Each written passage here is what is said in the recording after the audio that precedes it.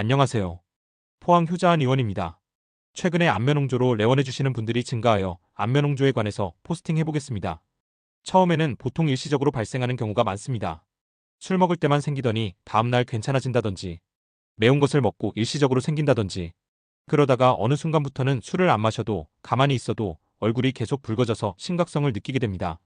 이처럼 얼굴이 쉽게 달아오르고 붉은 기가 오래 지속되는 상태를 안면홍조라고 합니다. 많은 분들이 단순한 피부 문제로 생각하여 피부과로 가시는 분들이 있지만 실제로는 몸 안의 균형이 무너졌다는 신호인 경우가 훨씬 많습니다. 안면홍조는 단순한 피부 문제가 아닙니다. 안면홍조는 단순히 얼굴색이 붉어지는 현상이 아닙니다. 대부분의 경우 얼굴 혈관이 과도하게 확장되어 있고 체온 조절 기능이 불안정해져 있으며 자율신경까지 예민해진 상태가 함께 나타납니다. 그래서 화장품을 바꾸거나 피부과 치료만으로는 잘 좋아지지 않는 경우가 많습니다. 겉으로는 피부 문제처럼 보이지만 실제로는 몸 전체의 균형 문제라고 보는 것이 더 정확합니다. 안면홍조는 대부분 비슷한 과정을 거쳐 진행됩니다. 처음에는 술을 마실 때만 얼굴이 붉어지거나 더운 날씨에 잠깐 빨개졌다가 금방 가라앉습니다. 이 시기에는 크게 신경 쓰지 않고 넘어가는 경우가 많습니다. 하지만 시간이 지나면 술을 안 마셔도 붉어지고 스트레스를 받거나 피곤하면 바로 얼굴이 달아오르기 시작합니다. 2단계가 되면 이미 몸 안의 조절 기능이 상당 부분 무너진 상태입니다. 더 진행되면 얼굴이 항상 붉은 상태로 굳어지게 됩니다. 혈관이 고정되어 자연적으로 돌아오지 않는 단계로 이때부터는 치료가 반드시 필요합니다. 안면홍조의 원인은 한 가지로만 설명되지 않습니다. 대부분 여러 원인이 겹쳐서 나타납니다. 먼저 위장 문제입니다. 자주 체하거나 과식을 자주 하거나 소화가 느린 분들은 위장에서 음식이 오래 머무르면서 열이 만들어집니다. 이 열이 위로 올라오면서 얼굴로 나타나게 됩니다. 보통 장기적으로 매운 것이나 술을 많이 드시는 분들에게 많습니다.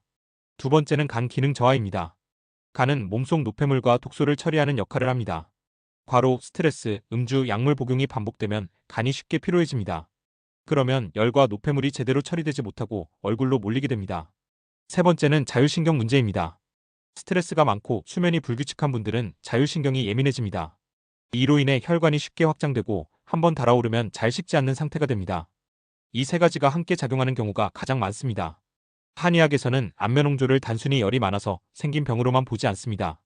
왜 열이 생겼는지, 왜 빠져나가지 못하는지, 왜 얼굴로 몰리는지를 함께 분석합니다.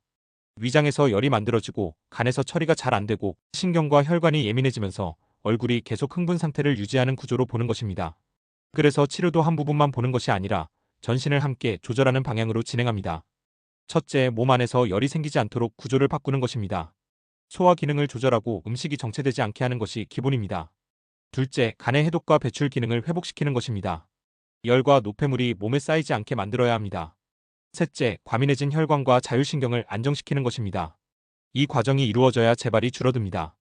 이 세 가지가 동시에 잡히지 않으면 처음에는 좋아졌다가 다시 나빠지는 경우가 많습니다. 꼭 치료받아야 하는 경우는 포항효자한 의원에서는 자율신경 검사를 통해 안면홍조의 구체적인 원인을 파악하여 진료합니다.